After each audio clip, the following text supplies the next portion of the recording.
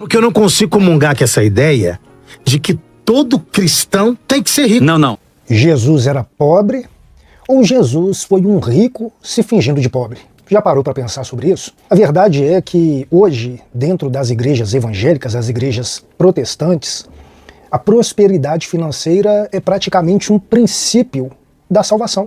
E para muitos líderes religiosos, pessoas que professam a fé protestante, se você não for um cara bem financeiramente, automaticamente tem algum problema no seu relacionamento com Deus.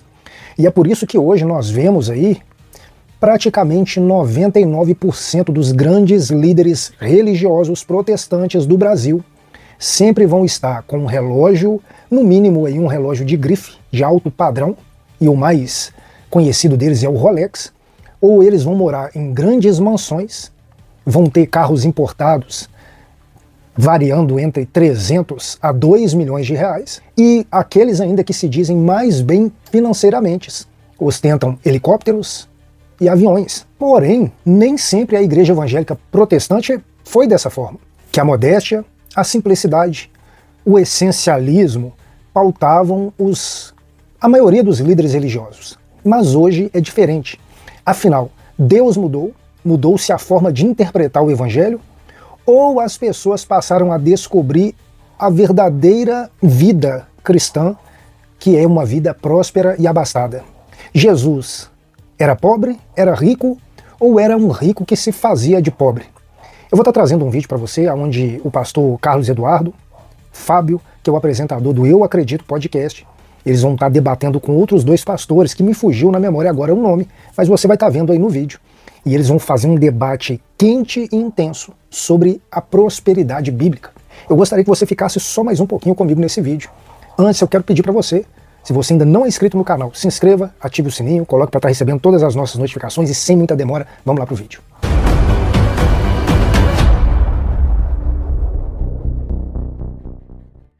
Para que conheceis a boa, agradável e perfeita de Deus. Quando ele está falando isso, ele está falando o quê? De mudança de mente. O que é mudança de mente? Nós temos uma mente, aí eu vou pro lado da psique. A mente do homem, ela também abre portas e fecha portas para o próprio indivíduo. Então, às vezes, eu tenho crenças limitadoras. Eu tenho crenças que não me permitem ir além. Porque nós somos um ser que formatamos a nossa mente como fosse um HD de um computador. Nós formatamos. E nessa formatação, nesse estilo, há pessoas que creem e pessoas que não creem. Há pessoas que aceitam, pessoas que não aceitam. Há pessoas que compreendem e outras que não compreendem. Então, mesmo sendo um cristão verdadeiro, como foi o Lázaro, pode sim, e Lázaro foi o mais fiel ali entre a apresentação de Jesus. Não viver, por quê? E aí eu faço essa elucubração. Eu que vou além. Será por que ele viveu isso? Porque eu acho que ele... Porque eu não consigo comungar com essa ideia de que todo cristão tem que ser rico. Não. Os pobres sempre tereis convosco. Eu não disse que o senhor disse. Eu estou falando. Então, você está falando. Nós estamos num debate aqui, somos nós dois e vocês dois. Você supõe coisas sobre nós que não são verdade. Pastor Carlos. Mas o senhor não estou supondo. O Bispo G, agora há pouco mesmo. Eu não consigo. Os pobres sempre tereis convosco. Agora há pouco mesmo eu estava fazendo perguntas. Os pobres sempre tereis convosco. Participar. Por favor, Bispo. O senhor participa, mas é dentro aqui. Eu vou fazer um... É uma pergunta pro senhor. Não, é uma pergunta pro senhor aqui, direcionada dentro do assunto. Então, os senhores estão dizendo que o cristão, o crente, o nascido de novo, pode passar por dificuldade, mas não pode morrer em dificuldade? Não estou falando que morre de dificuldade, não. Prosperidade As perguntas são perspicazes, hein, do pastor Fábio. Olha, capciosas, Fabinho. Não, eu só trabalho com perguntas. I love you. Posso responder, por favor? Por favor, Bispo. Eles têm uma forma de colocar que dificuldade é contrário à prosperidade. Isso não é a realidade. As perguntas que eles fazem têm esta suposição. Eles podem dizer que não, mas eles estão supondo dessa maneira. Agora, eu vou dar um exemplo da palavra de Deus. Inútil vos será dormir tarde, acordar cedo, comer do pão que penosamente granjeaste. Aos seus amados ele dá enquanto dormem. Então até o fato do trabalho, do exagero de trabalho, não tem vínculo, ou a falta de trabalho não tem vínculo com a prosperidade. A bênção de Deus é a prosperidade. A pessoa pode até, enquanto está dormindo, Deus está abençoando. Eu vou dar um testemunho rápido daqui. No começo do ano, meu filho mora nos Estados Unidos e ele me deu uma passagem para ir para lá. E eu não tinha condições de ir, e nem minha esposa. Bom, resumindo, em todo esse processo, Deus nos abençoou, e até 2 dias antes da viagem, nós não tínhamos condição de suprir os valores que eram necessários para a viagem. 2 dias antes. Nunca deixei de entregar uma oferta e nem guardei dinheiro para poder viajar. No dia 31, Deus liberou valores para que a gente pudesse viajar de uma forma assim milagrosa. Isso é prosperidade.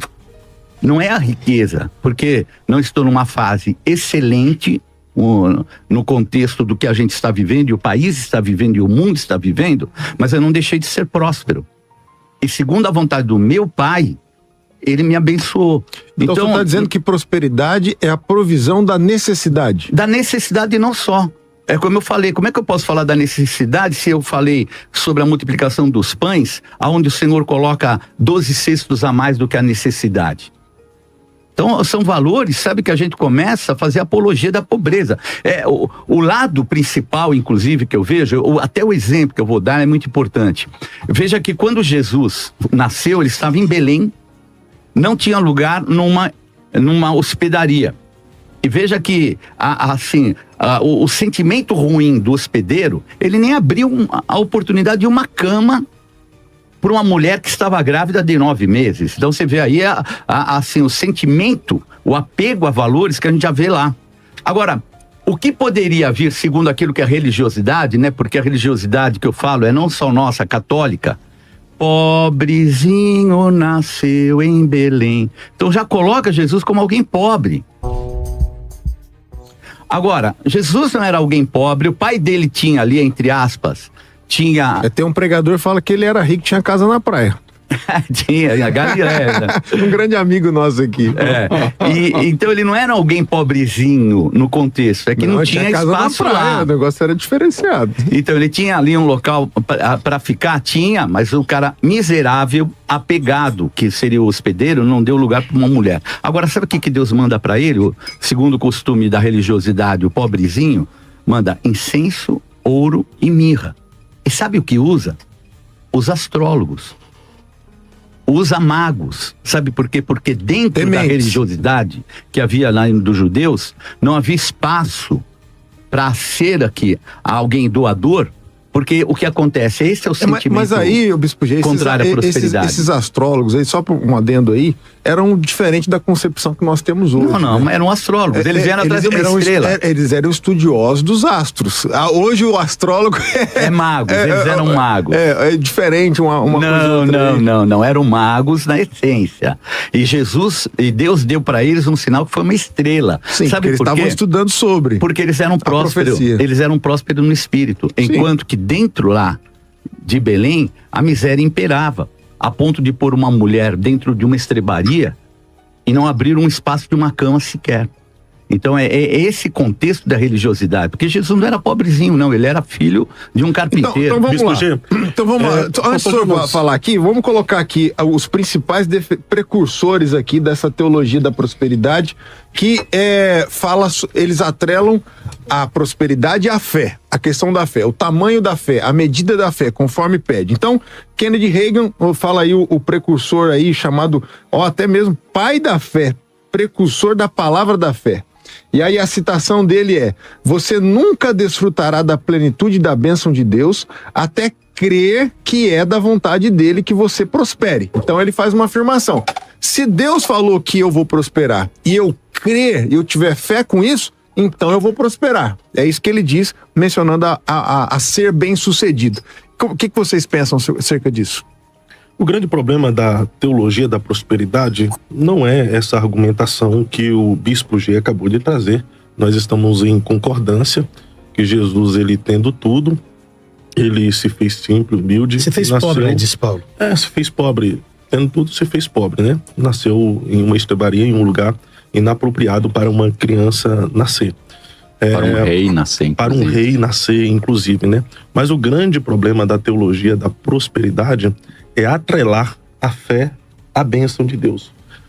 Geralmente as pessoas que pregam a teologia da prosperidade diz: se você não está vivendo uma vida de prosperidade é porque lhe falta fé, alguma coisa errada está com você.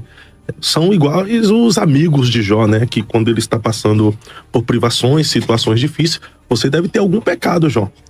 Me conta, nos confessa o seu pecado. Essa ideia, ela é bizarra, porque nem todos têm esse chamado para riqueza ou para viver aquela vida de ostentação que muitos atrelam à teologia da prosperidade. O próprio Jesus Cristo, mesmo tendo tudo, ele viveu uma vida simples.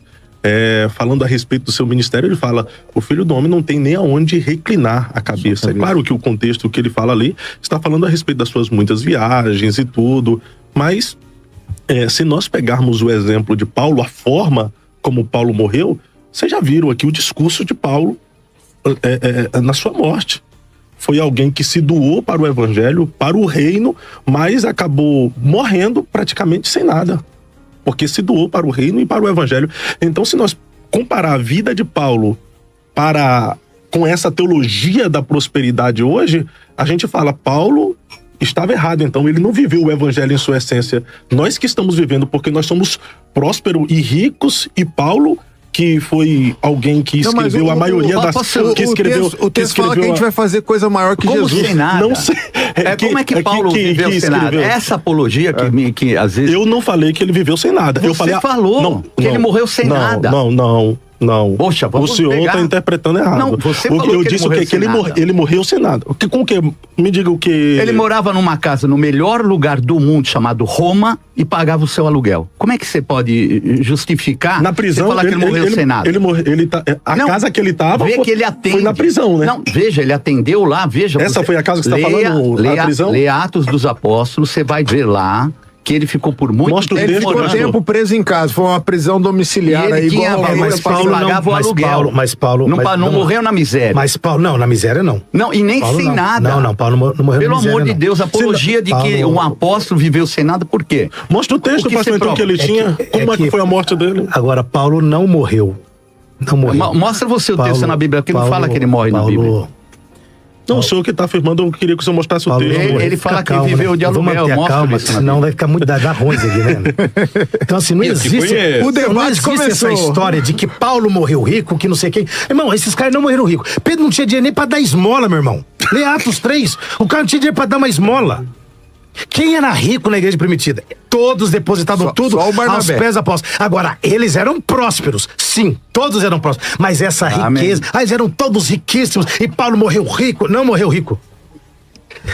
2 Timóteo capítulo 4, Paulo diz: estou sendo derramado como oferta de libação. Demas, amando o presente século, me abandonou. Dalmácia para Galácia. Só Lucas está comigo. O cara só tinha Lucas porque ele era doente. E Lucas estava cuidando dele. Então não tem essa ideia de que Paulo morreu rico. Tirou isso? Eu tirei da Bíblia, é só o senhor ler a Bíblia. Me mostra que ele estava doente. É só o senhor ler. Segundo os Coríntios, por favor. É só o senhor ler. Segundo os Coríntios, Paulo não estava doente. 2 Timóteo capítulo 4. Ele que teve doente, agora, mas não andava com Lucas porque ele estava doente. Mas o senhor disse que ele não estava doente agora. Não esteve, não, ele esteve. Agora, não era como vocês estão colocando, que ele vivia doente, por isso que tinha Lucas. Não, mas o senhor viu alguém dizer que Paulo vivia doente? Eu falei isso? Você falou agora. Falei que Lucas estava com ele porque ele era doente. Não disse que ele vivia doente. Sabia, eu dei primeiro na inteligência. Vamos Depois de novo. Vamos de novo. Vamos de novo. O senhor está colocando fala onde não ouve. Me permita. Então, deixa ele terminar o raciocínio, volta aí, senhor. Não tem nenhum apóstolo, biblicamente, que morreu rico. Agora, próximo, tem. Por exemplo, quando a igreja fala, a Bíblia fala de Filipe, que era diácono, aí fala da prosperidade dele. Qual é a prosperidade dele? Tinha uma casa e as 4 filhas dele eram profetisas. Pra mim, isso é prosperidade, meu irmão. Sem dúvida. Pra mim é prosperidade. Agora achar, porque o cara é apóstolo, o cara não sei o que, o cara tem que ser rico. Não tem que ser. Opa. Porque riqueza, não tô dizendo. Porque riqueza, porque eu entendo, apóstolo, que riqueza é dom. Então, eu concordo, pastor Fábio. Pastor Carlos. Deixa eu me chamar de Fábio, mas eu vou lhe processar. Não são todos. Não são todos os cristãos. Eu não quero causar inimizade, hein? Mas tem alguma coisa relativa a você aí. É pessoal.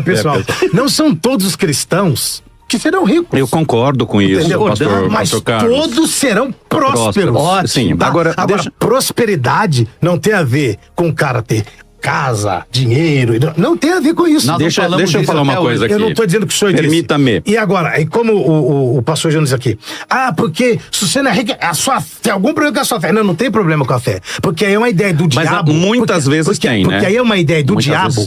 Porque aí é uma ideia do diabo que só pode ser, o cara só é crente se ele for rico. Não, eu acho que o diabo pega essa condição e terceiriza. Ele diz pra Deus, Jó só serve ao Senhor porque tá, é rico. Então, porque tá blindado. Sim, então não é essa a ideia. Não é essa a ideia. Agora, o que causou a blindagem de Jó? Pastor, o que causou a blindagem de Jó? O problema dessa visão que os senhores às vezes colocam aqui, que dá a ideia de que o evangelho promove essa prosperidade e riqueza. Fábio, mas quem promete prosperidade e riqueza não é Deus, é o diabo. Não é Deus. O diabo disse pra Jesus, eu amo a prosperidade dos meus. Todos esses reinos te darei se prostrado me adorar. Eu darei, Deuteronômio 18, sou eu que dá prosperidade para vocês. Ele fala isso, porque você não conquistou pelo poder das suas mãos. Então, a prosperidade é divina. Satanás quis tomar isso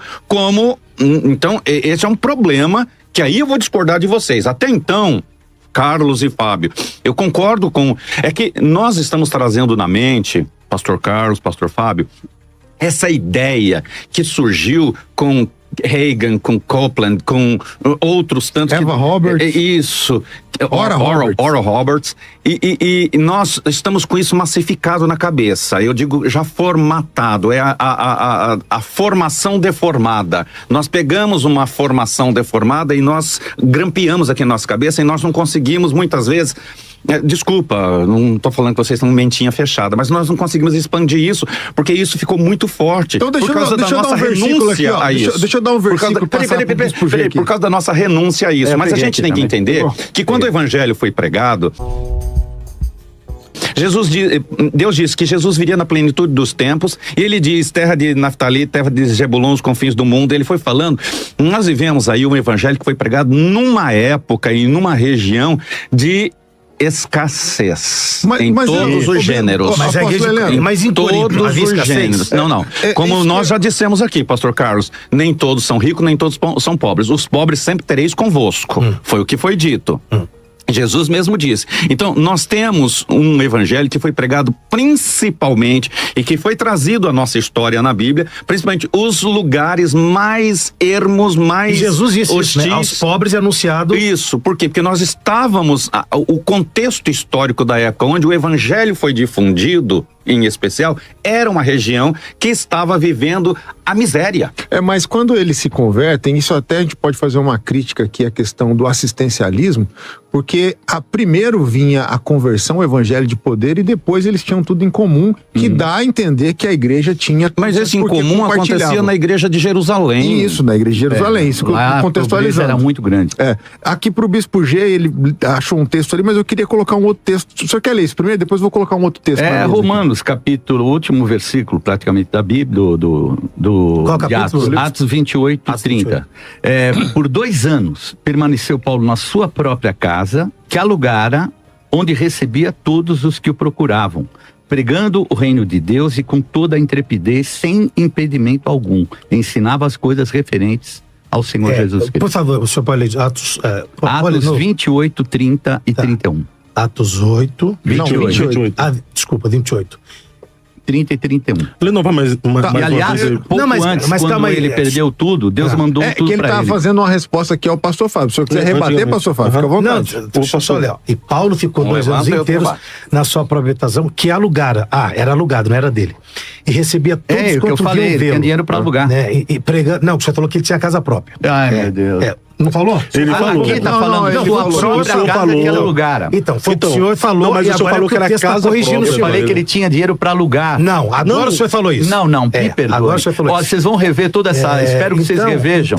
Não, o senhor até afirmou que ele tinha e quando for... Tinha dinheiro para alugar a casa. Então a sua colocação foi equivocada, bispo. O senhor vai ver depois que o senhor falou. Nós vamos ver. Então, mas aí a questão é que ele tinha o dinheiro. O dinheiro vinha da onde? Dos investimentos da Bolsa de Valores? O dinheiro dele era fruto da profissão dele, né? Profissão, de tenda, e também daquilo que ele reivindicava da igreja como apóstolo, que ele também reivindica da igreja lá, né?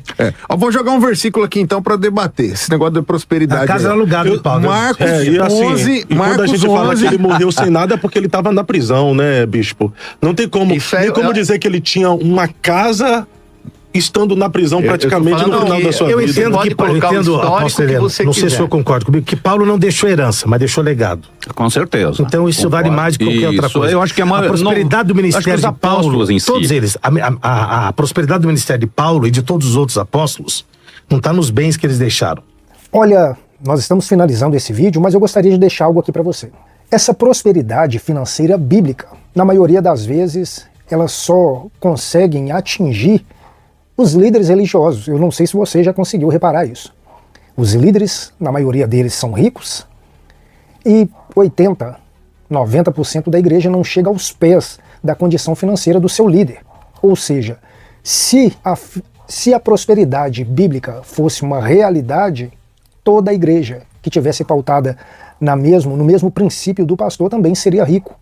Mas não é o que nós vemos. Logo nós entendemos que a narrativa de riqueza é só para atrair você, para a sua prosperidade, o seu suor, o seu dinheiro, desaguar naquele que te atrai com uma falsa promessa de riqueza, quando na verdade quem somente está enriquecendo é ele.